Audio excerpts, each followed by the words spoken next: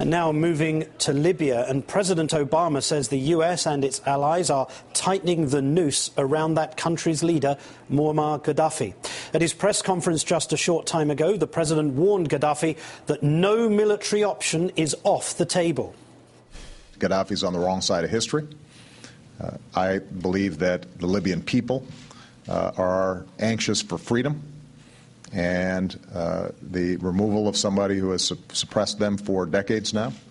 And we are going to be in contact with the opposition, as well as in consultation with the international community to try to achieve the goal of Mr. Gadhafi being removed from power.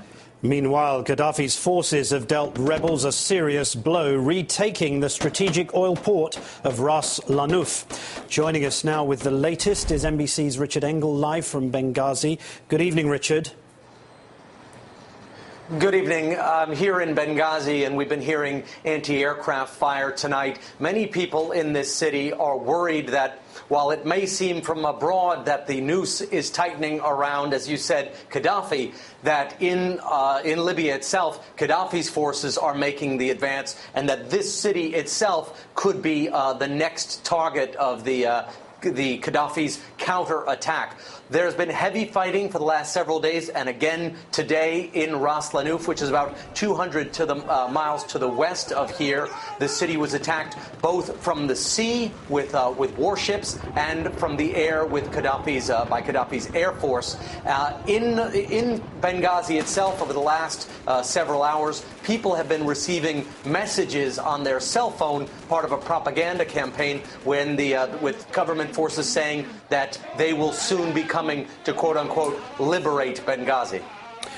Today, France's Nicolas Sarkozy warned of airstrikes if Gadhafi resorts to chemical weapons or continuing to bomb civilians.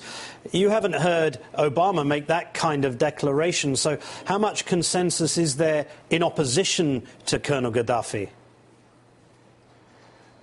Well, what's happening in the international community and what's happening on the ground, they seem to be very disconnected. There is an international movement underway to isolate Gadhafi, but as those negotiations are happening and there is a gradual upping of the rhetoric, particularly from Europe, on the ground, this counteroffensive by Gadhafi is moving rather quickly. And if he is able to get beyond Ras Lanuf, because of the highways in this country, and there are not that many highways, he could fairly quickly surround the rebels and cut off the entire east to international support. So there is a concern in Benghazi and in many of the rebel capitals that if Gadhafi moves even just a little bit further, he will gain enough momentum and will be able to capture many of the main highways and roads in this area, leaving large cities like Benghazi and others under siege, Martin. Do you think then that would necessitate some kind of invasion? That could potentially be the trigger for an international response. If, let's assume, and the way it looks right now, his forces do have the upper hand in Ras Lanuf. They are attacking it from the air, they're attacking it from the sea. If they push through Ras Lanuf and they take up positions all along the highway, and that's what most people here think will happen, that's what they're concerned will happen, then you have a situation where Gadhafi's forces, even if they're not in a great number, will be surrounding Benghazi, potentially even surrounding Tobruk, surrounding the major rebel centers here. Not necessarily invading them, but cutting off the rebels, cutting off their supply lines. That may or may not trigger an international response, because there wouldn't have to be a great death toll. He could just try and strangle the rebels, cut off their cities, and leave them inside.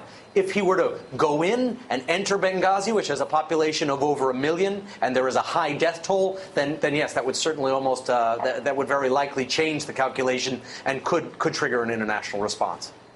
Troubling days ahead. Richard Engel in Benghazi, thank you so much.